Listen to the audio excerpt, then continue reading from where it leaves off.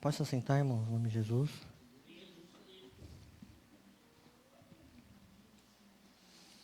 Irmãos, como de costume, vamos abrir nossas Bíblias em Romanos.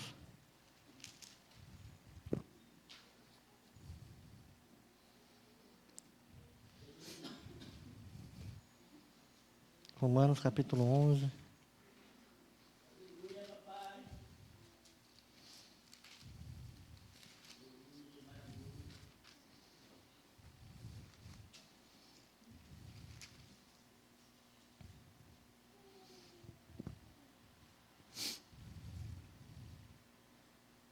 Glória a Deus.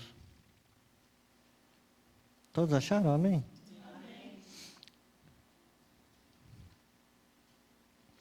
Irmãos, nós entendemos, no capítulo passado, nós falamos sobre a rejeição de Israel para com o Messias, para com Deus. Nós entendemos no capítulo 9 a eleição, primeiramente, um pouco da eleição. Nós entendemos que no capítulo 10 que eles rejeitaram. E agora a gente vai entender um pouco mais sobre o plano de Deus para os judeus, para aquele povo, que Paulo vai tratar isso como um mistério. E na Bíblia a gente tem alguns mistérios, tem o mistério da reencarnação de Cristo, tem alguns mistérios. E esse mistério, que é o mistério da salvação, ele entra nisso.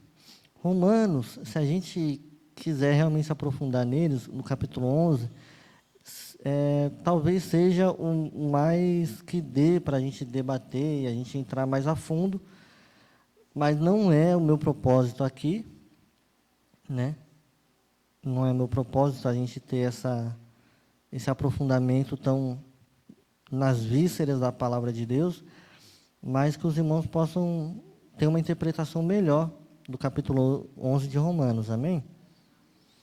Bom, capítulo 11, versículo 1. Eu estou em Coríntios, poxa vida.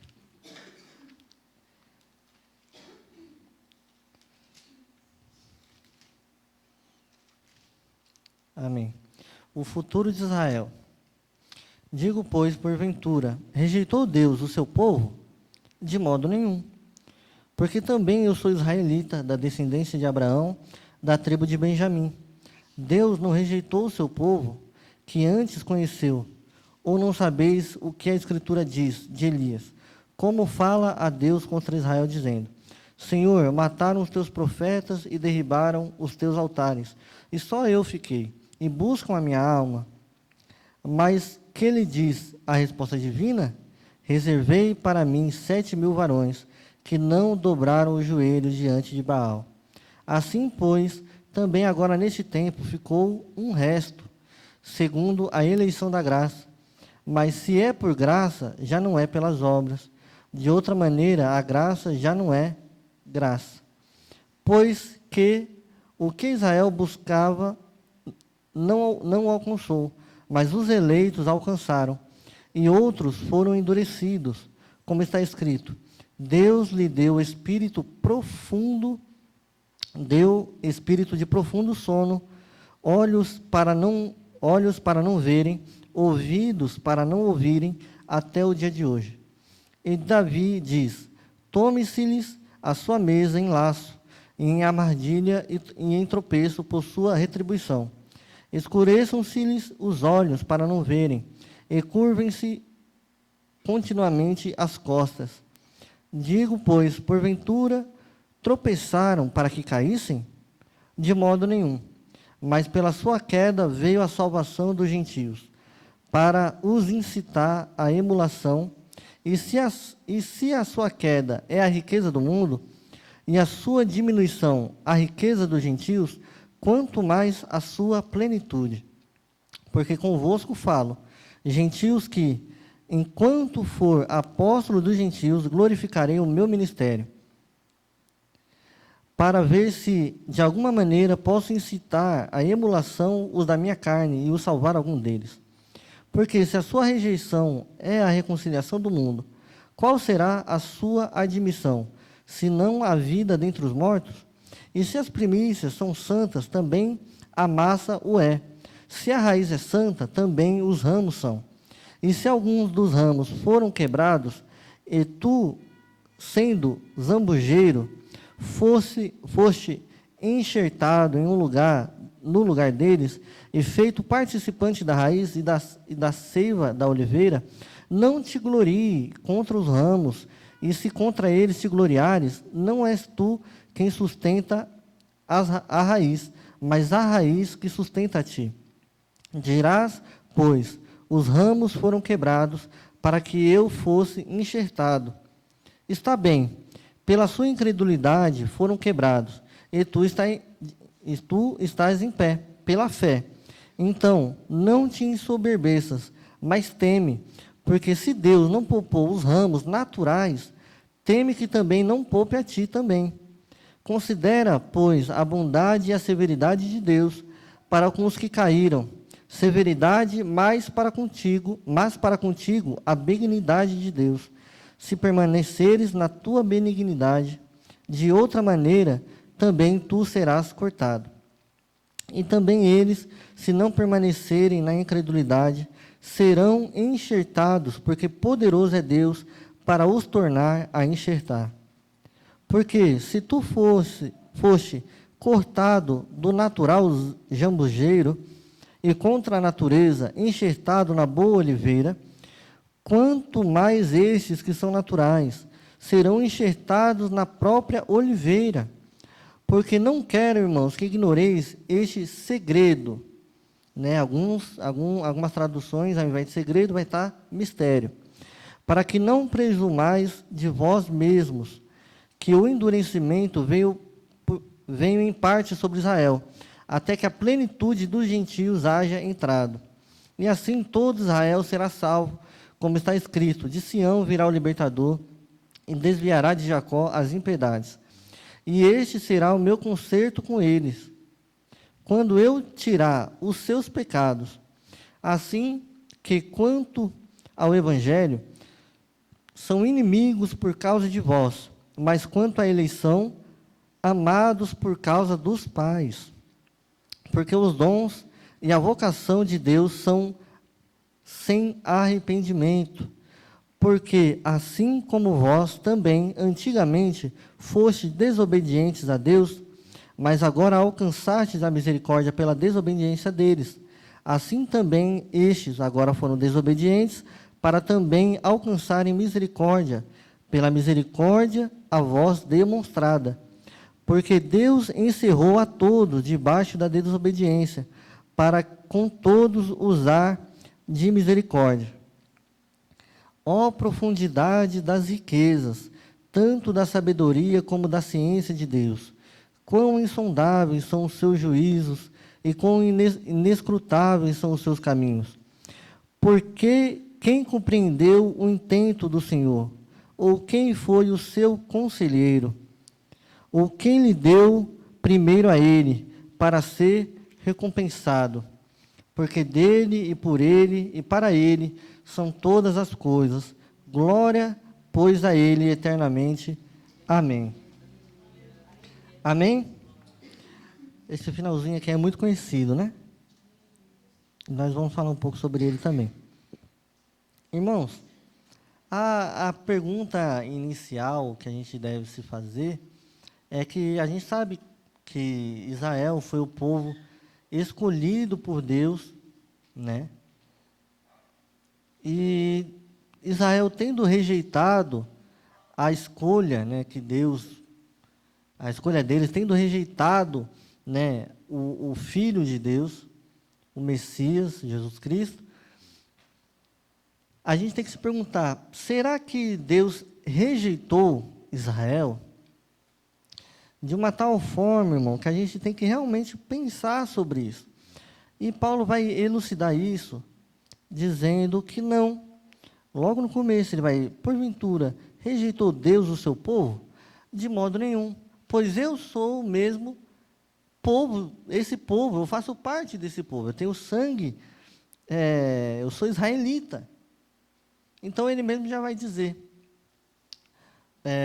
sobre isso, já vai matar essa charada. Deus não rejeitou o povo escolhido por ele, até porque, Paulo também vai dar o exemplo aqui, que nós um dia foram esse povo desobediente a Deus, e esse povo vive na incredulidade, na desobediência, como um dia nós vivemos, e eles vão provar também, aqueles que crerem realmente que Jesus Cristo é o Messias, eles também vão provar da misericórdia de Deus.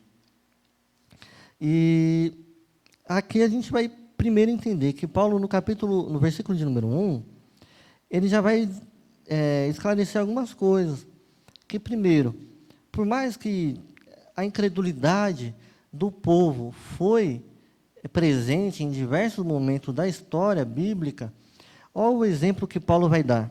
Quando Elias fala que ele está sendo perseguido e que querem matar ele, que ele é uma pessoa que segue ali certinho os preceitos de Deus, qual é a resposta que Deus vai dar para Elias? Que ali tinha 7.000 homens que não haviam se dobrado sobre Baal. Não tinha se dobrado.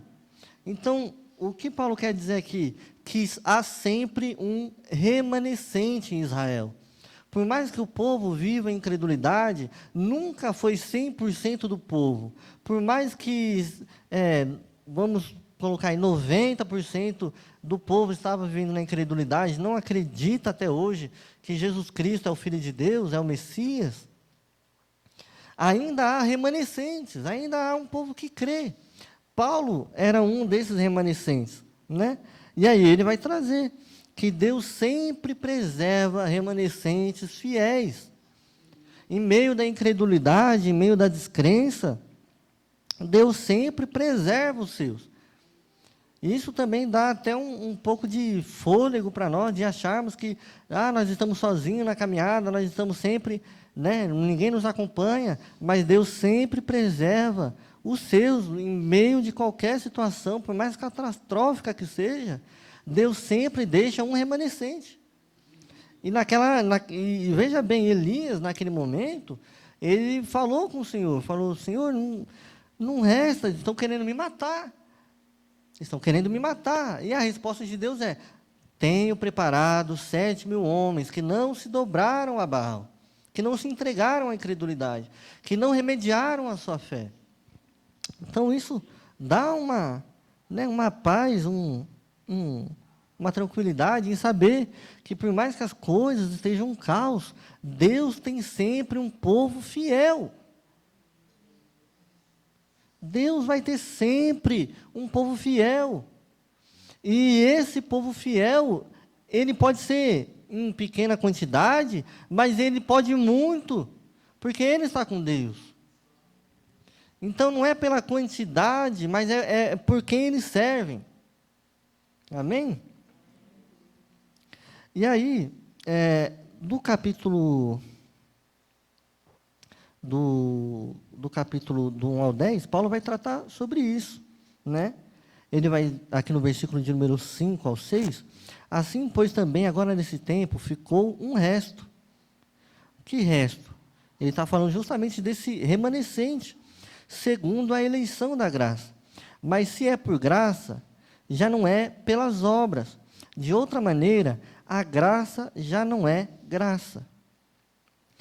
Olha, é bom a gente esclarecer esse ponto de salvação pela graça, que eu vejo que ainda há um pouco de confusão, por mais que seja até um assunto um pouco repetitivo na carta, né?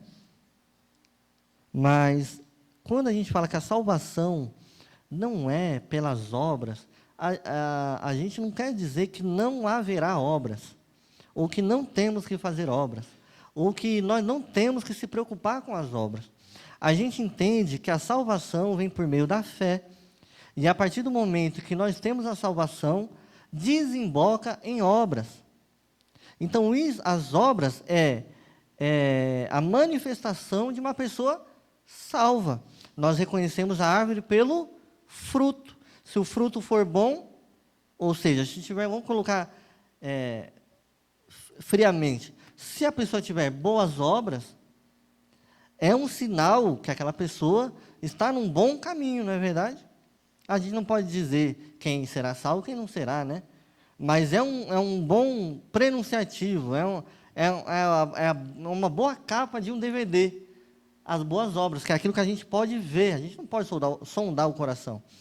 Mas é fato que aquele que alcança a salvação pela fé, esse tem bons frutos e boas obras. Não quer dizer que a pessoa vai abandonar as obras.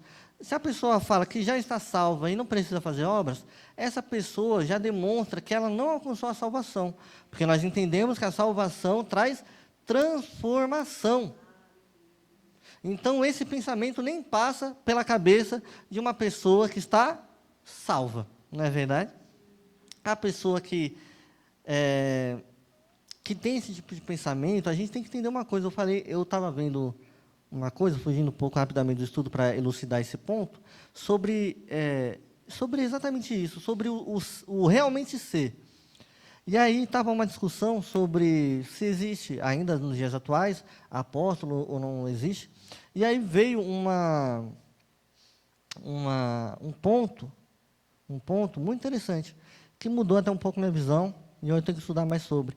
Mas falou assim, eu posso até crer que existem apóstolos, João, mas eu creio que nenhum deles é conhecido. Porque a gente tem que entender que o chamado, meu irmão, o chamado é entre a pessoa e Deus, ou às vezes Deus dá um chamado, nem a pessoa sabe qual é o chamado que ela exerce. Ela é algo tão natural, João, é algo tão no DNA, é algo tão espiritual entre ela e a pessoa, que ela não precisa de um título. Ela é um pastor, ela é um apóstolo, ela é um plantador de igreja, ela é um missionário, sem ninguém chamá-lo de missionário fulano, de missionária ciclana. Ela é um missionário. Deus colocou a missão no coração daquela pessoa. E ela exerce sem rótulo. Ele é um pastor sem rótulo. Ele é um apóstolo, um plantador de igreja sem rótulo. E a pessoa que verdadeiramente é o que é, aquilo que Deus colocou para que ela seja, ela não fica anunciando a ninguém. Você não vê Paulo falando, eu sou o maior dos apóstolos, eu sou o maior de todos, eu sou o melhor de todos, eu sou o grande dos grandes, eu falo e aconteço. Não, de jeito nenhum. Dos apóstolos, eu sou o menor. Dos apóstolos, eu sou o menor. Ele vai falar, se eu quisesse me gloriar, olha só do que teria eu de me gloriar. Sou judeu de sangue, falo várias línguas, sou estudado, sou teólogo, mas nisso não me glorio, porque nada sou de me gloriar. Não se gloria, porque aquele que é, não precisa falar que é. Às vezes, muitas das vezes, nunca exerce a função de plantador de igreja, de apostolado, e nunca foi chamado de apóstolo. Agora, o que a gente tem nos dias atuais é a intitulação, né? Não, agora eu sou apóstolo. Eu sou o apóstolo, né? E é algo tão mesquinho, não é verdade? É algo tão mesquinho. Imagina que coisa ridícula alguém chegar na sua casa, irmão Sérgio, e ela veio fazer uma visita, nada demais, e ela fala, olá, tudo bem, Sérgio? Eu sou o advogado fulano de tal. Você vai falar, o que tem aí que você é advogado? Né? E o que a gente vê hoje parte eu sou o pastor fulano de tal, eu sou o bispo fulano de tal. Que coisa mesquinha você precisar dizer que eu sou fulano de tal. Aqui nas Escrituras a gente não encontra base bíblica para isso, para esse tipo de soberba, né? De querer colocar um título de uma autoconfiança, de um engrandecimento próprio, ridículo, que é ridículo. Amém? É um bom ponto a se destacar. Aí entra naquilo que a gente já falou, no 7 ao 10. Pois que o que Israel buscava não alcançou, mas os eleitos o alcançaram, e os outros foram endurecidos. Como está escrito, Deus lhe deu espírito de profundo sono, olhos para não verem, e ouvidos para não ouvirem, até o dia de hoje. E Davi diz, torne-se a sua mesa em laço, e em armadilha, e em tropeço por sua retribuição. Escureçam-se-lhes os olhos para não verem, e curvem-se-lhes continuamente as costas. Lembra que a gente já tratou esse ponto sobre o endurecimento do coração. E aí, trazendo mais claro, Deus, ele endurece os corações. Ele tem esse poder, claro, e essa autoridade sobre seus vasos e sobre quem ele quiser. Mas Deus, ele, pelas Escrituras, ele não endurece um coração contrito, um coração bondoso, um coração amável, um coração amoroso. Ele não endurece esse coração. Qual é o coração que ele endurece, irmão Abraão? O coração de uma pessoa que já está endurecida.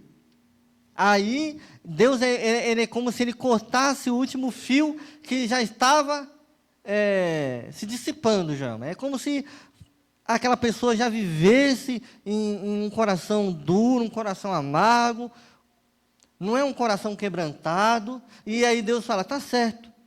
Então agora, se até aqui endureceu seu coração, daqui para frente realmente seu coração vai ser duro, e seus olhos vão ser cegos, seus ouvidos vão ser surdos, e aí você não vai ter muita escapatória dessa situação que você mesmo se colocou.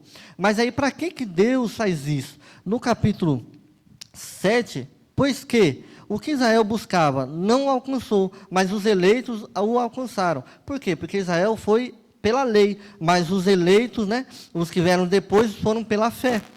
E o alcançaram. E os outros foram endurecidos. Mas Deus fez tudo isso para que abrisse as portas para os gentios, para a gente, para o povo. Então, foi necessário que aquele povo negasse a Deus para que essa porta se abrisse para nós. E da mesma maneira que essa porta se abriu para a gente, através da gente, eles vão poder ter a reconciliação. E é isso que a gente vai entender. A queda de Israel abriu um caminho para nós, que somos os gentios. Do 11 ao 20. Digo, pois, porventura tropeçaram para que caíssem? De modo nenhum. Mas pela sua queda veio a salvação aos gentios, para os incitar à emulação. Veja, tropeçaram para que caíssem? E aqui ele está falando do quê? Desse povo de Israel. Tropeçou para que caíssem? Não, de modo nenhum. O que Deus está querendo dizer aqui? Que eles não foram não totalmente excluídos ou afastados de Deus. Não foram totalmente separados de Deus. Mas a queda de Israel serviu para nos salvar. E aí no 13 e no 14, porque... no 12, E se a sua queda é a riqueza do mundo, e a sua diminuição a riqueza dos gentios, quanto mais a sua plenitude. Olha o que Paulo está falando. Não é porque eles tropeçaram, porque eles endureceram seus corações, eles abdicaram do Filho de Deus, que... E tudo isso é a riqueza do mundo, porque através disso trouxe a salvação para todo o resto. Pela negação de Israel, trouxe a salvação de todo o resto, e isso é a riqueza do mundo, quanto mais, e a sua diminuição é a bênção do mundo, quanto mais a sua plenitude. Porque, veja, o que Paulo está querendo dizer aqui, que não quer dizer que Israel estando mal, a gente está bem, e Israel estando bem, a gente está mal. Não, ele está falando que Israel estando mal, abriu essa porta para a gente e trouxe essa dádiva para a gente. Mas ele estando bem, na sua plenitude, como Deus queria que eles realmente estivessem, maiores coisas são para todos nós. Porque imagina um povo de Deus, no caminho de Deus, que coisa maravilhosa. Então, esse povo, na sua plenitude, quanto mais ainda as bênçãos de Deus alcançarão a esse povo e a nós. E aí no 13 e 14, porque convosco falo, gentios, que enquanto for apóstolo dos gentios, glorificarei o meu ministério, para ver se alguma maneira posso incitar emulação os da minha carne e salvar algum deles. O que Paulo está querendo dizer aqui, Paulo era uma pessoa reconhecida entre os judeus, Ele era uma pessoa reconhecida. Estudou ao pé de Gamaliel, fariseu conhecidíssimo. E quando fala que emulação, é como se ele quisesse dizer aqui um certo ciúmes. Ele queria gerar ciúmes no povo de Israel, cuidando dos gentios. Por isso que ele fala, porque convosco falo, no 13, gentios, que enquanto for apóstolo dos gentios, glorificarei o meu ministério. Ou seja, estarei glorificando o meu ministério, estarei presente, estarei fazendo, estarei contribuindo. Para ver se de alguma maneira posso incitar a emulação, os da minha carne. Alguém tem alguma tradução diferente? Ao invés de emulação? Mas alguma emulação, os da minha carne, e salvar alguns deles. Ou seja, olha a sensibilidade que Paulo tem. Paulo ele quer trazer esses ciúmes, né? Porque ciúmes realmente pode ser, dependendo daquilo que a gente está desejando, uma coisa ruim. Mas aqui não, é um ciúmes produtivo, é um ciúme espiritual, que traz para nós, que queria trazer mais esse povo mais próximo de Deus. Então, Paulo queria aqui que as bênçãos espirituais dos gentios transbordassem de uma tal maneira, e as dádivas espirituais, né, os dons, a multiplicação, a caridade e tudo isso mais, se multiplicar de uma tal maneira que os judeus olhassem e sentissem vontade de aprender daquele Jesus, de aprender daquele povo, de escutar aquilo que Paulo tinha a dizer. E aí olha só que sensibilidade. Ele não queria, ele era tão sedento por essas almas, que era seu povo, que a gente já entendeu que ele falou que ele seria anátema, que ele entregaria a sua vida por esse povo, que olha a sensibilidade. No 14, incitar a emulação, os da minha carne, e salvar alguns deles. Esse alguns deles mostra uma sensibilidade muito grande. Eu quero salvar nem que seja alguns. Você vê que ele não estava com muita sede ao pote. Ele estava, não, se eu conseguir salvar 10, se eu conseguir salvar 15, se eu conseguir salvar 20, que seja. Que seja. 15, né? Nós paramos, né? Porque a sua rejeição é a reconciliação do mundo. Qual será a sua admissão, senão a vida dentre os mortos? Então, veja bem, se a rejeição de Israel abençoou o mundo com a vida, imagine a sua reconciliação, né? E se as primícias são santas, também a massa o é. Se a raiz é santa, também os ramos são. E se alguns dos ramos foram quebrados, e tu, sendo jambujeiro, foste enxertado em no lugar deles, e feito participante da raiz e da seiva da oliveira. Vamos até o 24. Não te glorie contra os ramos, e se contra eles te gloriares, não és tu que sustenta a raiz, mas a raiz que sustenta a ti. Dirás, pois, os ramos foram quebrados, para que eu fosse enxertado. Está bem, pela sua incredulidade foram quebrados, e tu estás em pé, pela fé. Então, não te ensoberbeças, mas teme. Foi aquilo que a gente falou. Porque se Deus não poupou os ramos naturais, teme que não te poupe a ti também. Considera, pois, a bondade e a severidade de Deus para com os que caíram. Severidade, para os que caíram, severidade. Mas para contigo, a benignidade de Deus. Se permaneceres na sua benignidade, de outra maneira, também tu serás cortado. E também eles, se não permanecerem na incredulidade, serão enxertados, porque Deus é poderoso para os tornar a enxertar. Porque se tu foste cortado do natural zambujeiro, e contra a natureza enxertado na boa oliveira, quanto mais eles que são naturais, serão enxertados na própria oliveira. Aqui é uma coisa muito interessante, né? A gente não deve se orgulhar, né? Igual Paulo fala, para eles a severidade de Deus ela é exposta, né? Ela é ressaltada, mas para nós a benignidade dele é ressaltada, E a gente traz de novo aquele exemplo, né? Daqueles que são salvos e daqueles que não são.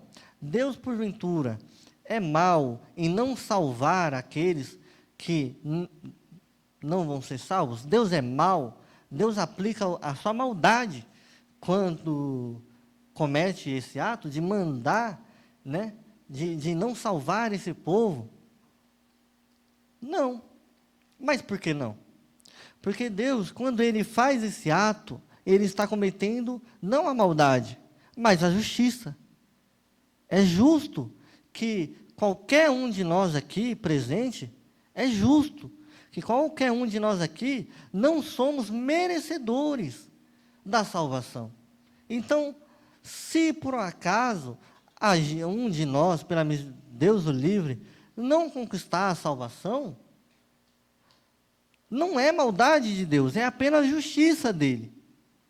Por outro lado, aqueles que são salvos não é por mérito nem por obras, mas sim pela misericórdia e pela graça do Senhor. E esse mesmo exemplo se aplica aqui. Por isso que nós não devemos nos vangloriar daquilo que da misericórdia de Deus que nós temos, da graça e da paz do Senhor que nós temos, porque nós não temos do que nos gloriar, porque nós não merecemos. Nós não merecemos. Nós somos igual, vamos colocar assim, de uma maneira até um pouco errada, mas nós somos um aluno que tira só nota vermelha, Daiane, e no final do ano, ele passa, porque o sistema educacional brasileiro é incrível, ele passa, e aí ele chega na casa para o pai e para a mãe, e fala: pai, mãe, eu passei de ano, olha aqui. E aí o pai e a mãe talvez vai ver lá o boletim, e vai ver, ué, só 3, 2, 4, mas você não passou de ano. Nós somos esse povo. Então, nós não devemos ter essa alegria, não a alegria de dizer que é salvo, mas de achar que nós somos bons, que nós somos top, porque, meu Deus, nós estamos no caminho da salvação. Não, é arrependimento, é quebrantamento, é oração, todo dia agradecendo ao Senhor. Pai, muito obrigado por ter me dado a sua misericórdia, a sua graça. Não é achar que por aqueles que se desviaram do caminho, nós somos melhores do que aqueles que se desviaram do caminho. Porque nós somos ruins o mesmo tanto.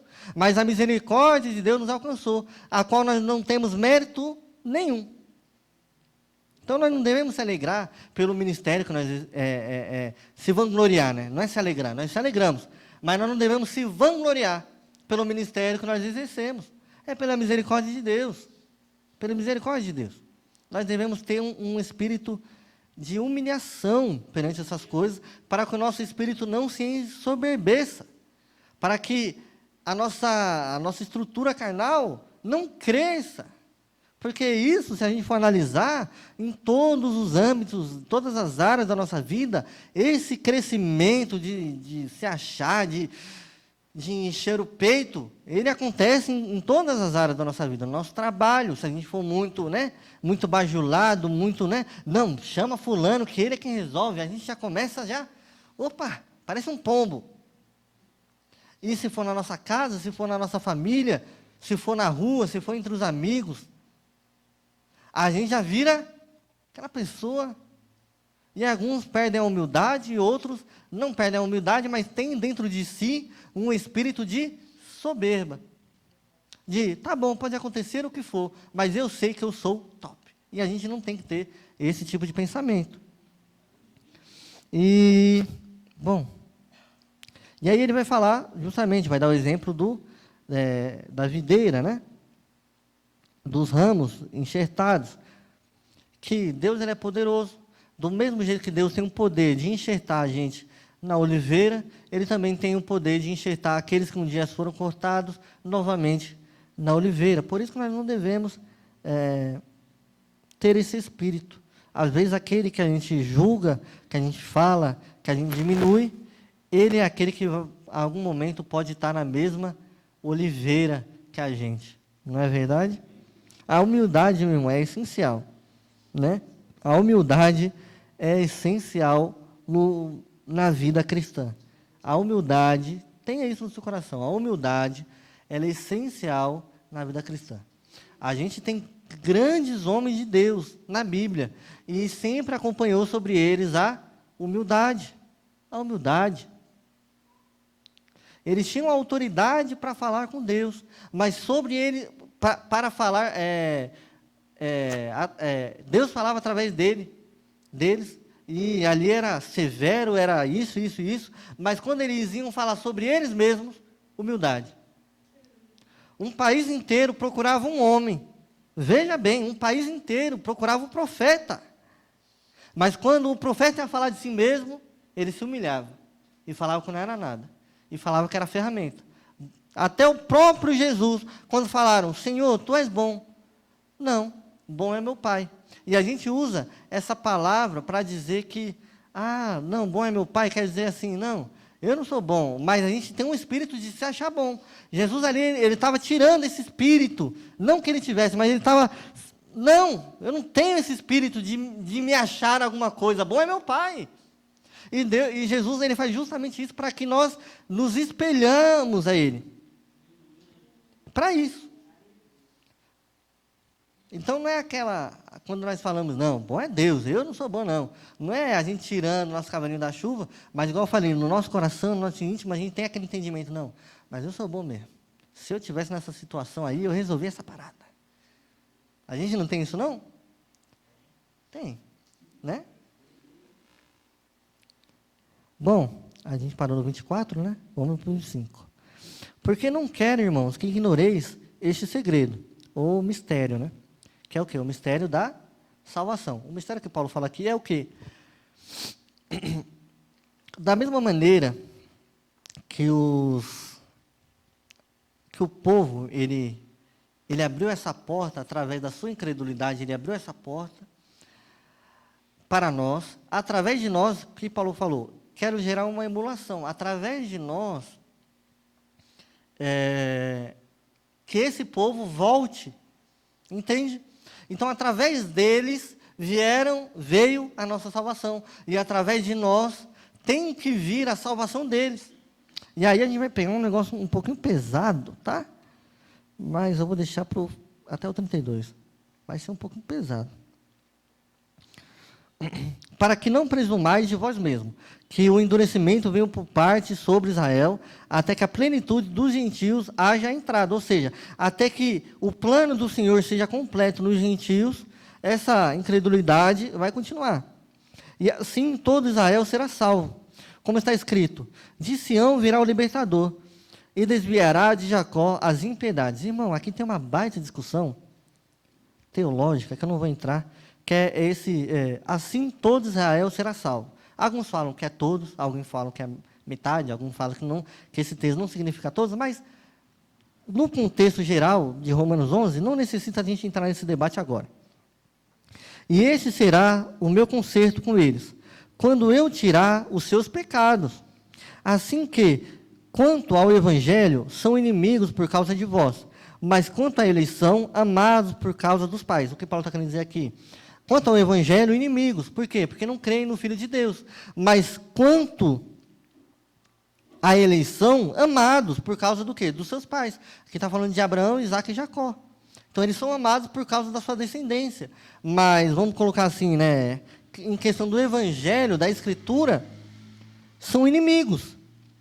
Porque os dons e a vocação de Deus são sem arrependimento.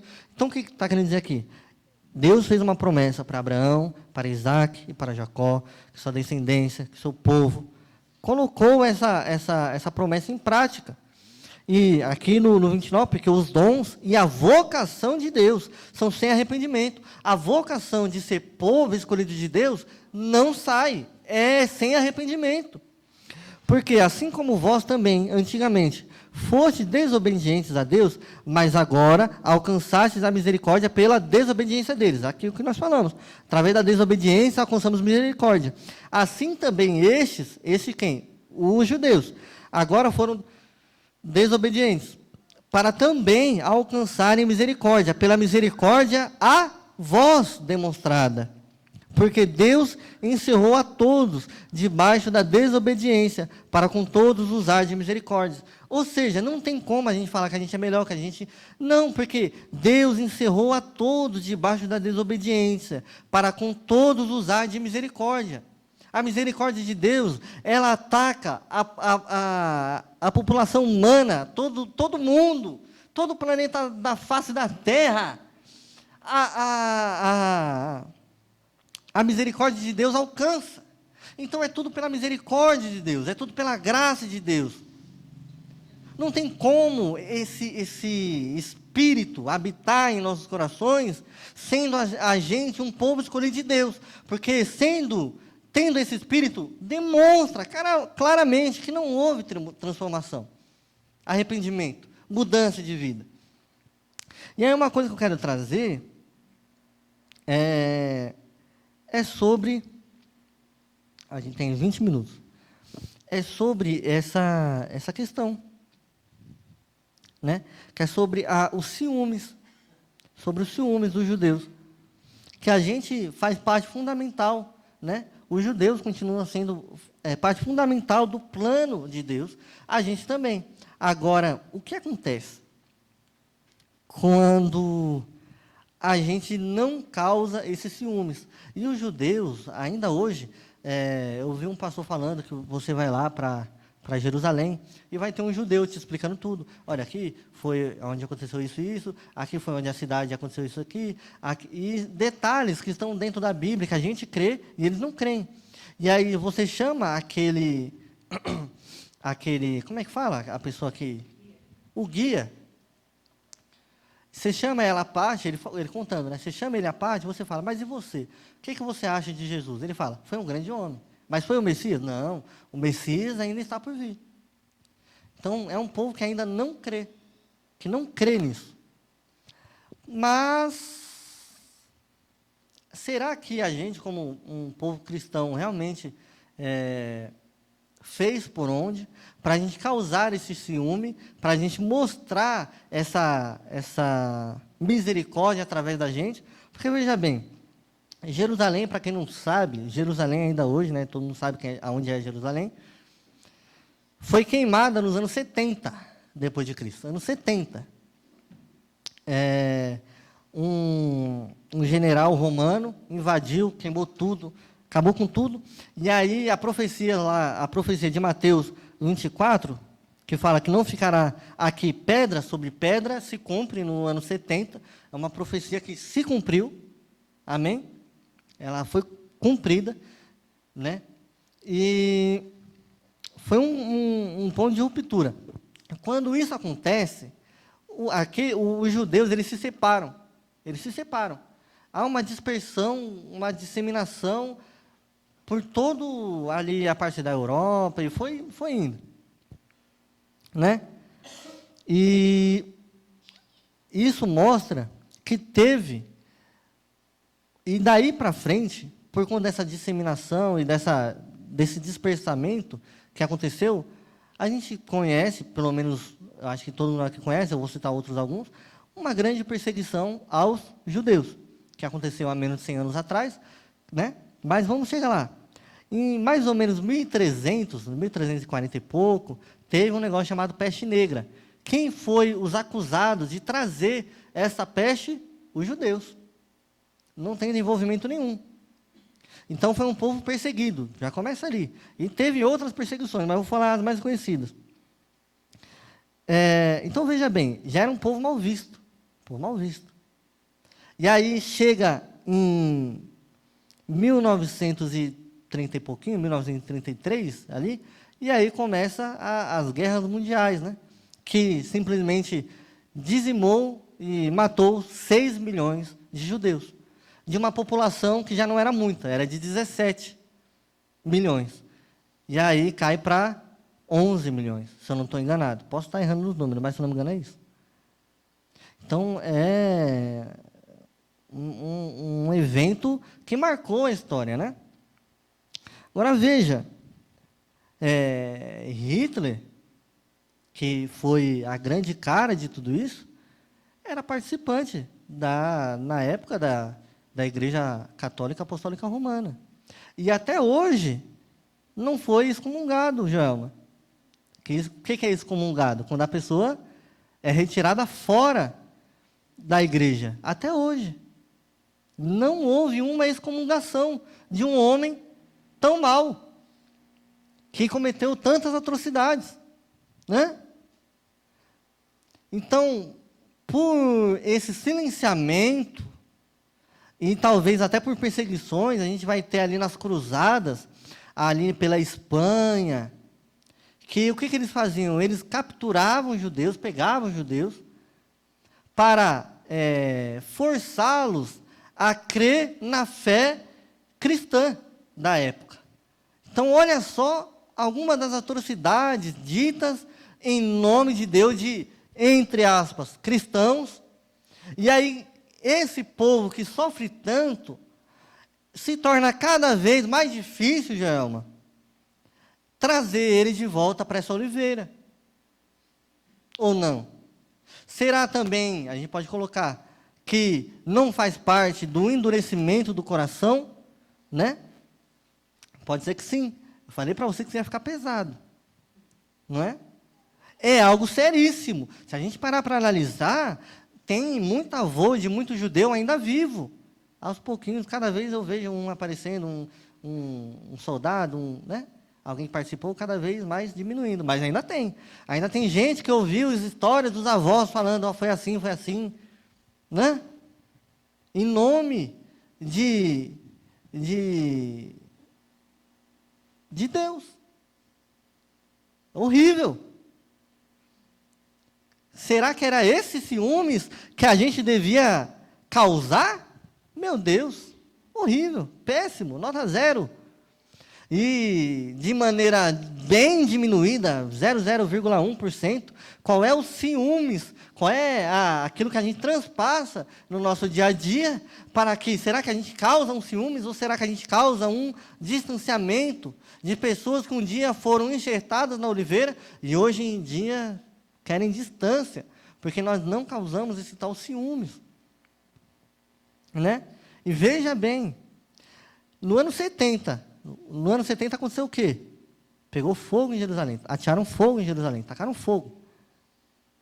Mas Israel só foi instituído Estado em 1948, depois da guerra e tudo mais, que eles foram ter um lugar para voltar novamente e tiveram um lugar para instituir Estado, e hoje é um país certinho, bonitinho. Isso foi o quê? Mais de 1.800 anos de um povo separado. Aí você pode dizer, o que o irmão Abraão está querendo dizer com isso? Veja, se isso não é o plano de Deus, eu não sei o que é. Porque quantas raças, quantas etnias foram extintas, por muito menos, Jaelma, num período muito menor, em incidentes muito pequenos, muito menores, foram extintas, raças, etnias, povos, nações, né? Cidades inteiras. E Israel, por 1.800 anos, guardando sua língua, sua tradição, a sua religiosidade, por 1.800 anos. Se isso não é um plano de Deus, né? Teve um grande homem, né? Que perguntaram a ele, você acredita que existem milagres? E aí ele vai falou, acredito. Mas qual é a prova que existe milagres? Falou, a prova nítida é o povo judeu. Porque, irmão, se você for analisar, se você for falar para qualquer ateu, estude a história do povo judeu e fale se isso aí não é plano de Deus. Não tem como. Irmãos, é 1.800 anos. 1.800 anos. E o povo permanece de pé, sendo perseguido. Por quê? Porque eles fazem parte do plano de Deus. Deus não rejeitou esse povo. Eles ainda fazem parte do plano de Deus. E enquanto o plano de Deus, que é para a salvação, não for cumprido, eles não vão ser exterminados, porque é o povo de Deus. Podem se levantar guerras, como ainda hoje se levantam. Mas não vai se acabar, não vai morrer, não vai ser exterminado, não vai cessar. Veja, olha, se eu procurar comunidade judia, no Brasil, na Espanha, na Itália, na França, em tudo que é país, espalhado pelo mundo. Se a gente for no centro da cidade, a gente vê um bocado, não é verdade? Se isso aí, meu irmão, não for uma constatação clara e uma evidência pura do plano de Deus, de, coincidentemente, Joelma, o povo escolhido por Deus viver 1.800 anos separado e não ser exterminado depois de tantas perseguições, se isso aí for pura coincidência, meu Deus do céu, quanta coincidência, hein? Né? É muita coincidência. É mais fácil acreditar que isso é plano de Deus do que não acreditar. É mais difícil não acreditar em Deus. Para terminar, irmãos, glória a Deus, que os irmãos... Aqui, no 33 em diante, né? Aí, o 33, meu irmão, vai ter uma coisa muito legal. Que é uma coisa chamada doxologia. Que é uma expressão de um louvor e de glória a Deus. Né? E geralmente é no fim de uma sessão profunda, né, de um aprofundamento grande, né? Vamos colocar assim, de um momento grande, que todo mundo aqui está imerso na palavra de Deus, e sabe, Deus está falando com todo mundo aqui, e Deus está ministrando através do pregador, e sabe, está aquela coisa intensa, aquele movimento intenso do Espírito Santo, aquela coisa boa, e aí vem essa expressão de louvor, e aí por isso que vem esse trecho que é tão conhecido por nós, não é nem porque a gente lê ele muito, mas é porque tem muitos louvores com essa passagem, porque essa passagem realmente é um cântico, que Paulo vai trazer aqui, né, no 33 ao 36. Ó profundidade das riquezas, tanto da sabedoria, como do conhecimento, da ciência de Deus. Quão insondáveis são os seus juízos, e quão inescrutáveis ou impenetráveis os seus caminhos. Porque quem compreendeu o intento do Senhor, ou a mente do Senhor, ou quem foi o seu conselheiro, ou quem lhe deu primeiro a ele, para que ele seja recompensado? Porque dele, e por ele, e para ele são todas as coisas. Glória, pois, a ele eternamente. Amém. E aí a gente vai ter um bocado de louvores, né? Tá aquele... esse, que é um mais antiguinho, né? Para ele. É antigo, isso aí é antigo. Né? Eu vou mandar um lá no grupo do estudo bíblico, os irmãos ouçam.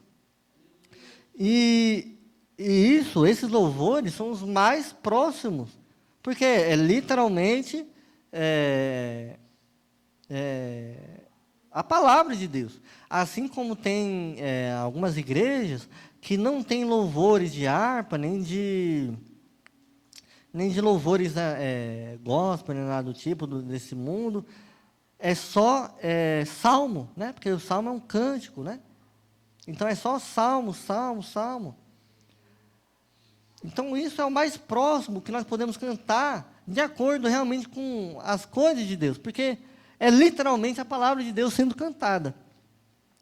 E aí a gente entra, né? A sabedoria de Deus, ela é tão profunda, né? No 33. A sabedoria de Deus, ela é tão profunda. Quem pode aconselhar o nosso Deus, né? E no 34, né?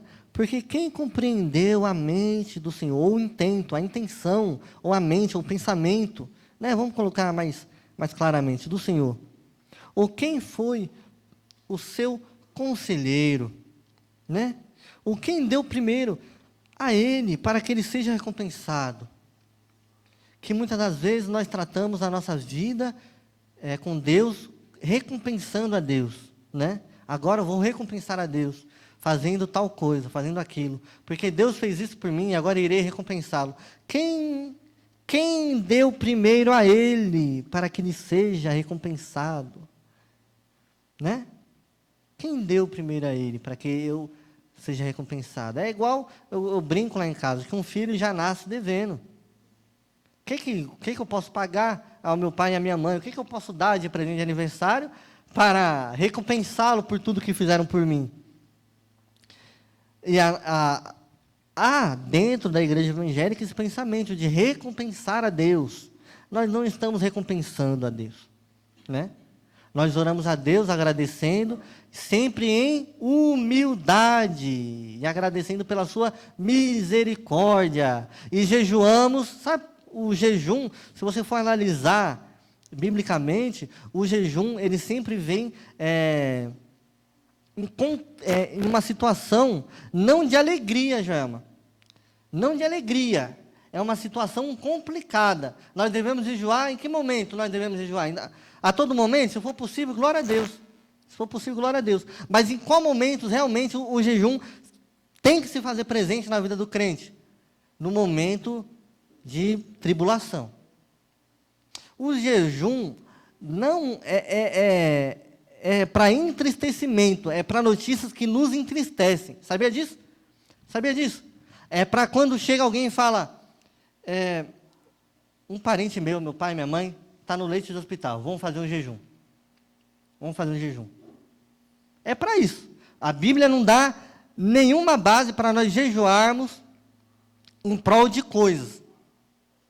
Não dá base. Não estou falando que é correto, nem que é errado, nem que é bom, nem que é saudável. Estou falando que a Bíblia não tem isso. Não houve um jejum em prol de coisas, Joelma. Foi sempre assim, vão vir nos matar. Vamos fazer um jejum. Vamos fazer um jejum, que apertou a coisa. Vamos fazer um jejum. Por quê? Porque o nosso espírito fica triste com uma notícia, né, Joelma? Só que a nossa carne... Vamos jejuar. Depois que aconteceu o que aconteceu, cessa, acabou. Veja bem, qual é o sentido disso que o Abraão está falando, que não é da minha cabeça? Recebemos uma notícia triste. Alguém está enfermo. Algo ruim está prestes a acontecer. Está acontecendo algo ruim. Eu estou triste. Mas meu corpo, saudável. Meu corpo, pleno, com a barriguinha cheia, água tomada. É o quê? A esvaziação do corpo, para que o corpo sinta a dor próxima do espírito. É para isso, para que a carne se achegue ao espírito. Mas a gente acha que o jejum é o espírito buscando as coisas da carne, mas não é, é ao contrário. É a morte da carne, a gente definhar com fome, sentir um sacrifício mesmo, para que a gente fique realmente com aquela, para que o corpo sinta a dor que a alma, que o espírito também está sentindo. E olha, veja mais, maioria dos jejuns que a gente deve fazer, não é em prol de nós mesmos, mas é em prol do outro. É em prol do outro. Porque jejuar por nós mesmos a gente até jejua. Agora, em prol do outro, eu definhar o meu corpo, o meu espírito se entristecer, e eu ainda procurar magoar a minha carne, Joelma, em prol do outro, isso é sacrifício. Glória a Deus. Você não pode dar um glória aí, não? Será que você não consegue... será que isso aí não explica um pouquinho do que é caminhada cristã? Que a gente está reunindo aqui um grupo de pessoas e isso é ser crente? Sacrifício, meu irmão, oferta, né? Sacrificar por mim mesmo, porque o meu pai está no leito. Agora, o meu espírito está triste, porque algum parente da Joelma está num leito de hospital. Eu fico triste. Nossa, Joelma, eu dou uma palavra, eu posso até chorar. Mas meu corpo, saudável, e a Joelma, muitas das vezes não consegue nem comer. Será que isso, meu Maria, não é se aproximar em espírito e em verdade do meu irmão que está em sofrimento? Você liga, Joelma, como é que você está? Ai, irmão Abraão, não consigo nem comer. É verdade, também vou ficar sem comer, sem você. Também vou sofrer um pouco do que você está sofrendo, porque ele é mais próximo do que você. Mas eu estou sofrendo aqui junto contigo. E eu estou em oração, eu estou em jejum. Meu Deus, isso é muito forte. Glória a Deus, porque Deus determinou uns aos outros, para um cuidar dos outros, né, meu irmão? porque dele, para ele e por ele são todas as coisas. Amém? Glória a Deus. Eu acho que tá bom por hoje, né? Glória a Deus. Deus abençoe.